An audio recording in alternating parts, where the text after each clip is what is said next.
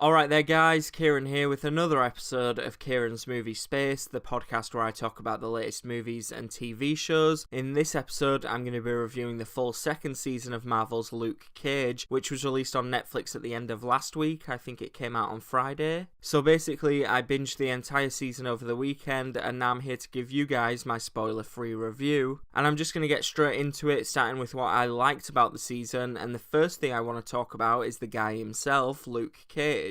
Even though I'm a massive Marvel fan, I didn't love Luke Cage Season 1, but even I've got to admit that I really enjoy Luke as a hero, and I think Mike Colter was the perfect choice for that character, which is why I'm not surprised to say that Luke continues to be one of the most badass and complex characters in the Marvel Cinematic Universe. In this second season, we get to see Luke test his limits. He's a little bit cockier, and he's kind of the sheriff that's watching over Harlem. What I really liked about this season was how the writers and the directors delved into Luke as a character, not only as a superhero, but as a person. This is a guy that didn't ask for these powers, and he's trying to figure out what role he needs to play to keep Harlem safe. Can he actually make a difference and protect people, or is he basically just a superpowered hall monitor? Those are the questions that Luke's asking himself this season, and it's fun to see him have these conflicting ideas in his head, and see him explore those different paths throughout this season. It's not too much of a spoiler to say that Luke goes down a bit of a darker path this season, which I thought was a really smart direction to take that character, just because it lets us see him as a living, breathing person with flaws, instead of just a guy with unbreakable skin. As an audience, we like to see characters that we can identify with, so if the character was perfect and didn't have any flaws, we wouldn't be able to connect with him on an emotional level, but thankfully we get that connection with Luke in this season. The supporting characters are also handled really well in season 2, especially Misty Knight, who pretty much becomes Luke's partner, and she completely steals the show this season. Misty's obviously dealing with a lot of crap after what happened in The Defenders, and we get to see her kind of explore what role she wants to play in Harlem as well. Simone Missique, who plays Misty, is probably the highlight of the season for me. Her performance is just awesome, and she steals a lot of the scenes, and honestly, it's just great to see Misty kick some more ass this season, and that robotic arm is pretty cool as well. Another supporting character that we spend a lot of time with in season 2 is Shades, and we see Shades go on a really different journey this season. He obviously sided with Mariah in season 1, and he's dealing with some of the consequences of that this season, while at the same time trying to help her in any way that he can. But I'm not really going to say anything more than that because I don't want to spoil anything, so I'll just move on and I'll talk about some of the new supporting characters, specifically Gabrielle Dennis, who's introduced as Mariah's estranged daughter Tilda, who again I can't talk about too much just to stay away from spoilers, but I can say that Tilda has an awesome role in the season. She brings an interesting new dynamic to the series, and it'll be fun to see that character develop in the future. Season 2 does a better job with the villains overall as well. It does still have a few issues with some of the bad guys. At points it feels like the writers didn't really know who they wanted to be the main antagonist, but as you get towards the end of the season, the villains really start to shine, and I'd say that Bushmaster's up there as one of the more interesting Marvel villains, especially on the TV side of things. Mariah is probably the main villain of the season, and just like in season 1, she's trying to gain control, and I actually ended up enjoying that character a lot more this season, although I would say that I wish someone else was playing Mariah because Alfre Woodard's performance was kind of all over the place. I know everyone loves Alfre Woodard and her performance is getting a lot of positive attention, but there were a few scenes where she needed to be emotional and they were just shockingly bad. Thankfully, Mariah as a character and her arc this season was really fun and kind of scary to watch, so that allows me to forgive the small parts of that performance that I didn't like because the character worked for what the season needed. The pacing this season is a lot stronger as well. I thought season 1 kind of lost momentum in the second half, but that's not a problem for this season. It never feels like the show hits a slump or slows down. It's just full speed ahead from the first episode, and everyone after that just feels bigger and better than the last. And that makes this second season really bingeable because it just moves so fast and never hits that slump.